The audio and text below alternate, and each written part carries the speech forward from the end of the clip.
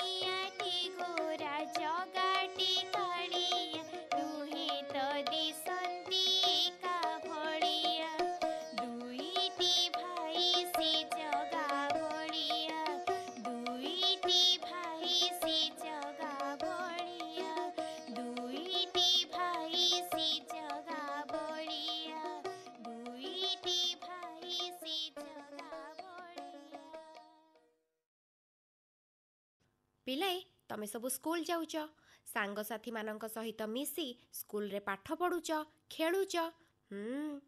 ମନେ ରଖ ପିଲାଏ, କେବେ ବି ସାଙ୍ଗ ଭିତରେ ମିଛ କହିବା, କଳିଗୋଳ କରିବା କଥା ନୁହେଁ। ସାଙ୍ଗମାନଙ୍କ ଭିତରେ ପରସ୍ପର ପ୍ରତି ଭଲ ବୁଝାମଣା ରଖିବ। ଜଣେ ଜଣଙ୍କୁ ସାହାଯ୍ୟ କରିବ, ମିଠା ମିଠା କଥା କହିବ।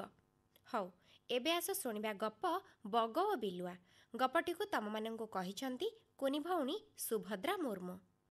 ଗୋଟେ ଘଞ୍ଚ ଜଙ୍ଗଲରେ ଗୋଟେ ବିଲୁଆ ରୁହେ। ବିଲୁଆ ସମସ୍ତଙ୍କୁ ହଇରାଣ କରିବା ପାଇଁ ବହୁତ ଭଲ ପାଏ। ଦିନେ ତା ମନରେ ବିଚାର ଆସିଲା, ମୁଁ ବଗକୁ ହଇରାଣ କରିବି। ସେ ବଗ ଘରକୁ ଗଲା, କହିଲା, ବଗ ଭାଇ, ଆଜି ମୋର ଜନ୍ମଦିନ, ନିଅ ନିମନ୍ତ୍ରଣ। ବଗ କହିଲା, ହଉ। ବିଲୁଆ କହିଲା, ଆଜି ଆସିଯିବ ଆଉ ଏବେ। ବଗ କହିଲା, ଠିକ୍ ଅଛି। ବିଲୁଆ ଘରେ ଯାଇକି ତା ହାତରୁ ସ୍ୱାଦିଷ୍ଟ ଚିକେନ୍ ସୁପ୍ ବନେଇଲା। ସେ ଗୋଟେ ଥାଳିରେ ତାକୁ ବାଢ଼ି ଦେଲା। ଆଉ ବଗ ଯେତେବେଳେ ଆସିଲା, 2 ଜଣ ମିଶିକି ସୁପ୍ ପିଇଲେ। ବଗ ତା ଲମ୍ବା ଥଣ୍ଟରେ ସୁପ୍ ପିଇ ପାରୁନଥିଲା। ବିଲୁଆ ତାର ଚାଟି ଚାଟି ପିଇ ପାରୁଥିଲା। ସେ ମନେ ମନେ ଭାରି ଖୁସି ହେଉଥିଲା। ବିଲୁଆ ତାର ପିଇ ସାରିକି ବଗକୁ କହିଲା, ବଗ ଭାଇ, ତମେ ପିଇ ପାରୁନ ତାହେଲେ ମୋତେ ଦେଇଦିଅ। ବଗ ସେଇଠୁ କିଛି ନ କହିକି ଚୁପଚାପ ପଳେଇଲା। ଏମିତି କିଛି ଦିନ ହେଇକି ବଗ ବିଲୁଆ ଘରକୁ ଗଲା ଆଉ କହିଲା, ବିଲୁଆ ଭାଇ, ଆଜି ମୋର ଜନ୍ମଦିନ। ମୋ ଭଉଣୀ ବହୁତ ସ୍ୱାଦିଷ୍ଟ ମାଛ ସୁପ୍ ବନାଏ। ଆଜି ଆସିବ ସନ୍ଧ୍ୟା 6ଟାରେ, ନିଅ ନିମନ୍ତ୍ରଣ। ବିଲୁଆ ମନେ ମନେ ଭାବିଲା, ମୁଁ ତ ୟାର ମଜାକ ବନେଇଥିଲି, ଏବେ ପୁଣି ଥରେ ଭୁଲିକି ପଳେଇ ଆସିଲା। ହଉ, ଏବେ ୟାର ଆହୁରି ମଜା ନେବା ପାଇଁ ପଡ଼ିବ। ବିଲୁଆ ସନ୍ଧ୍ୟା 6ଟାରେ ଆଖପାଖ ରହି ଆସିଲା ଆଉ ବଗ ତା ହାତରୁ ସ୍ୱାଦିଷ୍ଟ ମାଛ ସୁପ୍ ବନେଇଥିଲା। ବିଲୁଆ ଆସିଲା ତା ଘର ପାଖକୁ। ମାଛ ସୁପ୍ର ବାସ୍ନା ଶୁଙ୍ଘିକି ତା ମୁହଁରୁ ଲାଳ ବାହାରିଲା। ଆଉ ସେ ମନେ ମନେ ଭାବିଲା ଯେ ବହୁତ ସ୍ୱାଦିଷ୍ଟ ସୁପ୍ ବନିଥିବ, ତ ମୁଁ ଯାଏ ସବୁଠୁ ଆଗେ ଖାଇଦିଏ। ବଗ ସେଇ ସୁପ୍କୁ ଗୋଟେ ଛୋଟ ମୁହଁ ପାତ୍ରରେ ବାଢ଼ି ଦେଲା। ବିଲୁଆ ଆସିଲା, ବଗ ଆଉ ବିଲୁଆ ପିଇଲେ। ବିଲୁଆ ସେ ପିଇ ପାରୁନଥିଲା। ଉପରେ ଯେଉଁ ସୁପ୍ ଲାଗିଥିଲା ସେଇଟା ଖାଲି ଚାଟିଥିଲା। ବଗ ତା ଲମ୍ବା ଥଣ୍ଟରେ ପିଇ ପାରୁଥିଲା। ବଗ ତାର ପିଇ ସାରିକି କହିଲା, ବିଲୁଆ ଭାଇ, ତମେ ପିଇ ପାରୁନ ତାହେଲେ ମୋତେ ଦେଇଦିଅ। ବିଲୁଆ ସେଇଠୁ କିଛି ନ କହିକି ଚୁପଚାପ ପଳେଇଲା। ତାହେଲେ ଏଇ କାହାଣୀରୁ ଆମକୁ ଏଇ ଶିକ୍ଷା ମିଳୁଛି ଯେ ଆମେ ଯାହା ସାଙ୍ଗରେ ଯେଉଁ ବ୍ୟବହାର କରିବୁ, ସେ ବି ଆମ ସାଙ୍ଗରେ ସେଇ ବ୍ୟବହାର କରିବ। ଏଇ ମୋର ଜନନୀ ଜନ୍ମଭୂମି, ସବୁଜିମାରେ ଭରା ମୋର ଏଇ ପୁଣ୍ୟଭୂମି। ଆସ ତାର ଗୁଣଗାନ କରିବା। ଭଉଣୀ ଆଶ୍ରିତା ନନ୍ଦୀଙ୍କ କଣ୍ଠରୁ ଶୁଣିବା ଦେଶ ବନ୍ଦନା। ରଚନା କ୍ଷୀରୋଦ ଚନ୍ଦ୍ର ପୋଥାଳ।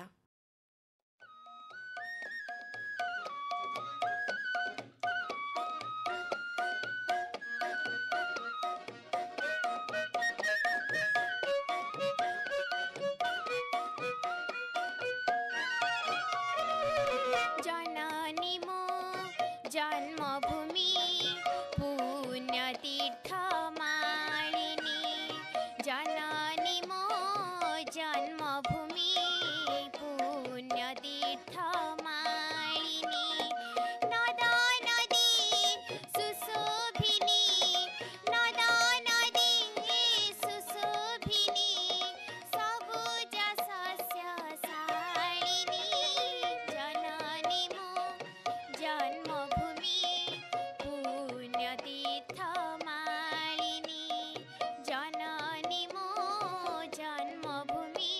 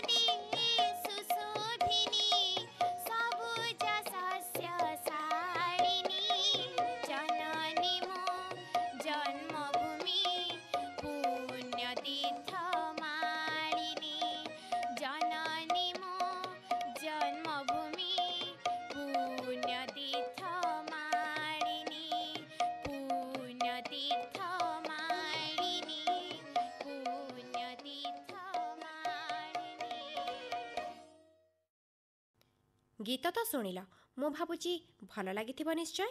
हाँ, गीत सहित विभिन्न प्रकार बाजा भी बाजुथिला जहाँकि गीत को आहुरी मधुर कर दउथिला। हाँ रे पिले, बिना वाद्ययंत्र रे गीत कौन भल लगे? हेले एकक भावरे सेई वाद्ययंत्र को शुणिबा सी भी खूब श्रुति मधुर। आस ताहले शुणिबा बंशी बादन बजेइछंती प्रज्ञानी मिश्र।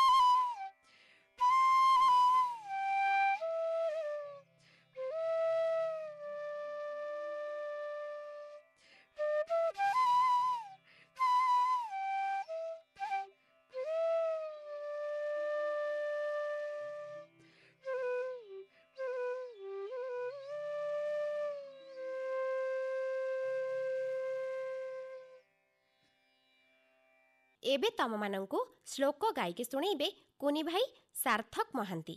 ओम देह शांति अंतरिक्षं शांति पृथिवी शांति रापा शांति औषधयः शांति वनस्पतयः शांति विश्वदेवाय शांति ब्रह्मा शांति सर्वं शांति शांतिदेव शांति सामा शांतिरेभि ओम शांति शांति शांति ओम।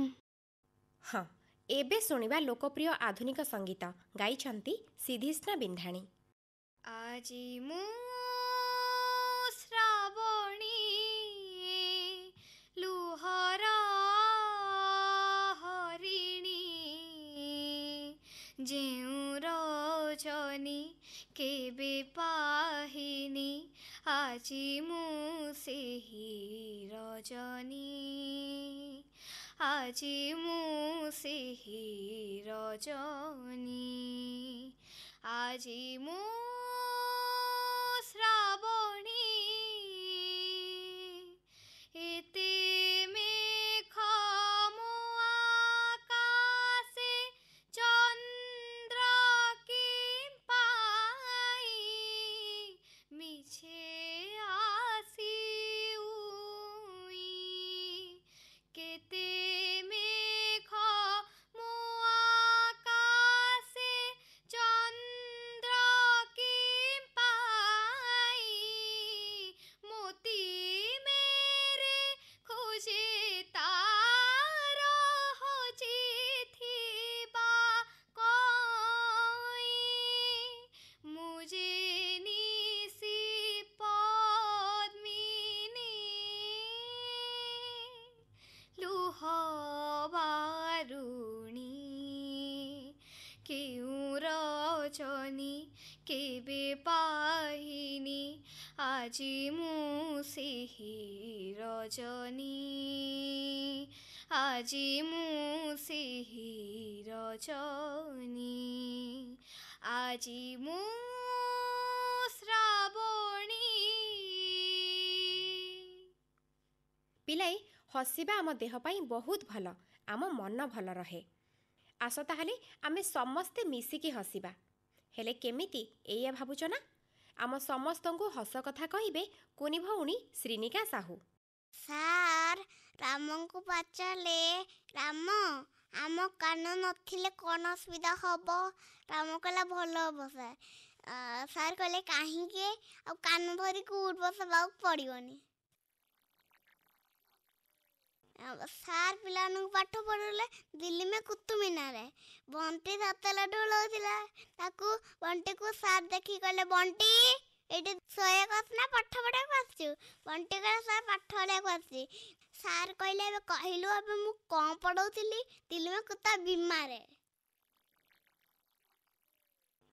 ପିଲାଏ, ଆମେ ଗତ ସପ୍ତାହରେ ଜଣେ ଶିଶୁ ଭଉଣୀଙ୍କ ସହିତ କଥା ହେଇଥିଲେ, ହେଲେ ଆହୁରି କିଛି କଥା ବାକି ରହିଯାଇଥିଲା। ଆଜି ତାହେଲେ ଆସ କଥା ହେବା। ହେଲେ ସେ କିଏ ମୁଁ ଭାବୁଛି ତମେମାନେ ଭୁଲି ଯିବଣି। ତାହେଲେ ଆସ ତାଙ୍କ ନାଁ ପଚାରି ବୁଝିବା। ତମ ନାଁ କହିଦିଅ। ଜାହ୍ନବୀ ମହାକୁଡ଼। ତମେ କୋଉ କ୍ଲାସରେ ପାଠ ପଢ଼ୁଛ? କ୍ଲାସ୍ 2 ତମ ସ୍କୁଲ ନାଁ କ'ଣ? କେନ୍ଦ୍ର ବିଦ୍ୟାଳୟ ନମ୍ବର 1। ପାଠ କେମିତି ତମେ ପଢ଼ୁଛ? ଭଲ, ବେଳେବେଳେ ଭୁଲ ପଡ଼ୁଛି। ବେଳେବେଳେ ଭୁଲ ପଢ଼ି ଦେଉଛ? ମାଡ଼ ପଡ଼େ? ଆଜ୍ଞା। କାହାଠାରୁ? ମାମା। ମାମାଙ୍କ ଠାରୁ ମାଡ଼ ପଡ଼େ ନାଇଁ? ଆଜ୍ଞା। ଆଉ କ'ଣ କଲେ ମାମା ବେଶୀ ଖୁସି ହେଇଯାଆନ୍ତି? ପାଠ ଭଲସେ ପଢ଼ିଲେ, ଗୀତ ପ୍ରାକ୍ଟିସ୍ ଭଲସେ କଲେ, ଡ୍ରଇଂ ଭଲସେ କଲେ। ଡ୍ରଇଂ କ'ଣ ତମେ ଶିଖୁଛ ନା ନିଜ ମନରୁ ଆଙ୍କୁଛ? ଡ୍ରଇଂ ମୁଁ ଶିଖୁଛି। ଶିଖୁଛ? ଆଜ୍ଞା। କ'ଣ କ'ଣ ସବୁ ବନେଇଲଣି? ବର୍ଡସ୍, ହୋଲିର ପିକ୍ଚର। କେଉଁ ଚିତ୍ରଟା ତମେ ଆଙ୍କିଛ ଯେଉଁଟାକି ତମ ଘର ଲୋକଙ୍କୁ ଆଉ ତମ ସାଙ୍ଗମାନଙ୍କୁ ସମସ୍ତଙ୍କୁ ବେଶୀ ପସନ୍ଦ ଆସିଛି? ମା ସରସ୍ୱତୀ। ମା ସରସ୍ୱତୀଙ୍କୁ ଆଜ୍ଞା। ଚିତ୍ର ଆଙ୍କିଥିଲ ନା? ତାଙ୍କୁ ରଙ୍ଗ ଦେଇଥିଲ? ଆଜ୍ଞା। ମନ ଯେତେବେଳେ ତମର ଭଲ ନଥାଏ କି କିଛି ତମର କାମ ନଥାଏ କରିବା ପାଇଁ, ପାଠପଢ଼ା ନଥାଏ କି କିଛି ନଥାଏ, ତମକୁ ଗୀତ ଗାଇବାକୁ ଭଲ ଲାଗେ ନା ନାଚିବାକୁ ଭଲ ଲାଗେ ନା ଚିତ୍ର ଆଙ୍କିବାକୁ ଭଲ ଲାଗେ? ନାଚ। ନାଚିବାକୁ ଭଲ ଲାଗେ। ତାହେଲେ ନାଚ ପ୍ରତି ବି ତମର ରୁଚି ରହିଛି ନାଇଁ କି? ଆଜ୍ଞା। ନାଚ ପାଇଁ କୋଉଠି ଶିଖିବାକୁ ଯାଉଛ ନା ମନ ଇଚ୍ଛା ନିଜେ ଗୀତ ବଜେଇକି ନାଚି ଦଉଛ? ଶିଖିବାକୁ ଯାଉନି, ଘରେ ମାମା ଶିଖେଇ ଦେଉଛନ୍ତି। ମାମା ନାଚ ଶିଖିଛନ୍ତି? ମାମା ଶିଖିନାହାନ୍ତି କିନ୍ତୁ ସେ ମୋବାଇଲରୁ ଦେଖିକି ମୋତେ ଶିଖେଇ ଶିଖେଇ ଦଉଛନ୍ତି। ଦେଉଛନ୍ତି। ତାହେଲେ ତମେ ବଡ଼ ହେଇକି କ'ଣ ହବ ବୋଲି ଆଶା ରଖିଛ? IAS officer. ବଡ଼ ହେଲେ ତମେ ଆଶା ରଖିଛ କି ତମେ ଜଣେ IAS ଅଫିସର ହବ। ଆଜ୍ଞା। ତା ପାଇଁ ତ ହେଲେ ଗୀତ ନାଚ ଡ୍ରଇଂ କିଛି କାମ ଆସିବନି? ପାଠପଢ଼ା। ପାଠ ପଢ଼ାଟା କାମ ଆସିବ। ତାହେଲେ ତମେ ଭଲ ପାଠ ପଢ଼ିବ। ଆଜ୍ଞା ତା ସହିତ ତମର ଗୀତ ନାଚ ଡ୍ରଇଂ ବି ଜାରି ରଖିବ, ନାଇଁ କି? ଆଜ୍ଞା। ତମେ ସ୍କୁଲ କେତେବେଳେ ଯାଉଛ? 11:30ଟା। ଫେରୁଛ କେତେବେଳେ? 6:30ଟା। 6:30ରେ ଫେରୁଛ। ତମକୁ ମଝିରେ ଭୋକ ଲାଗୁଥିବ? ଆଜ୍ଞା। ଟିଫିନ୍ କ'ଣ ନେଉଛ? ରୁଟି ଭଜା, ସାଣ୍ଡୱିଚ୍। କେଉଁ ଜିନିଷଟା ଖାଇବାକୁ ବେଶୀ ଭଲ ଲାଗେ?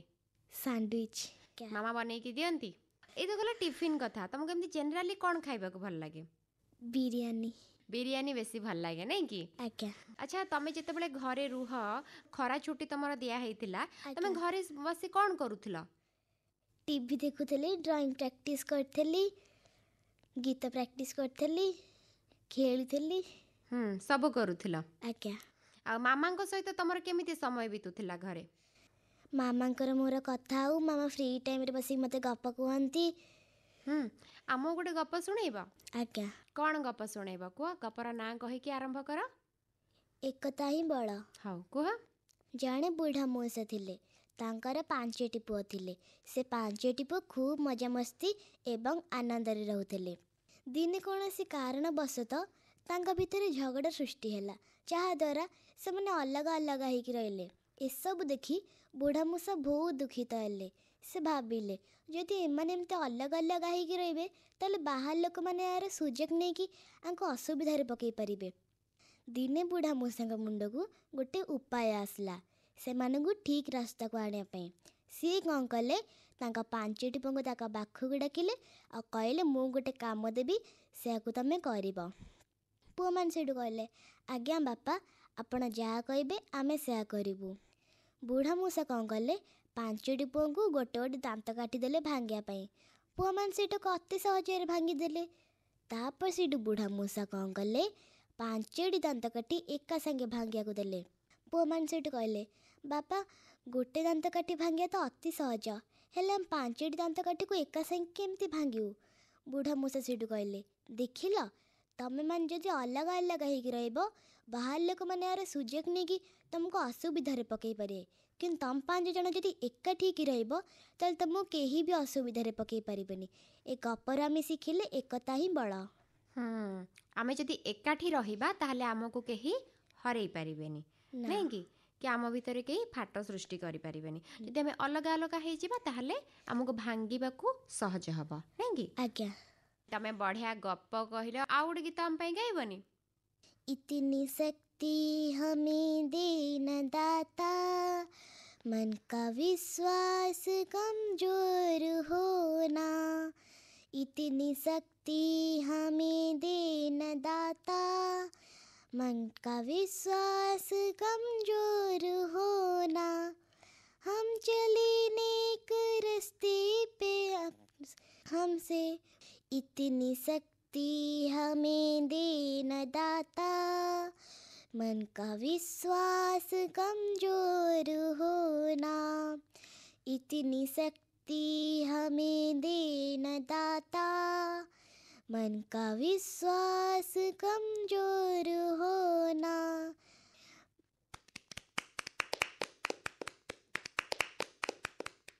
ବହୁତ ବଢ଼ିଆ। ଆଜ୍ଞା। ଜାହ୍ନବୀ, ତମେ ଆଜି ଆସିଲ, ବଢ଼ିଆ ତମେ ଗପଟେ କହିଲ, ଆଉ ତମେ ଗୀତ ବି ଗାଇଲ, ଆଉ ତମେ ଯାହା ଆଶା ରଖିଛ ଭଗବାନ ତମର ନିଶ୍ଚୟ ପୂରଣ କରନ୍ତୁ। ଏତିକି କାମନା ରହିଲା ଠାକୁରଙ୍କ ପାଖରେ। ଏଥର ଚାଲ ଉଠିବା। Thank you. ହଉ ପିଲାମାନେ, ଆଜି ପାଇଁ ଶିଶୁ ସଂସାରକୁ ଏଇଠି ରଖି ଉଠୁଛୁ। ପୁଣି ଅପେକ୍ଷା କରିଥିବ ଆଗାମୀ ରବିବାର ସକାଳ 7:25 ଶୁଣିବାକୁ ଜମାରୁ ଭୁଲିବନି ତମମାନଙ୍କ ପାଇଁ କାର୍ଯ୍ୟକ୍ରମ ଶିଶୁ ସଂସାର। ଆଚ୍ଛା।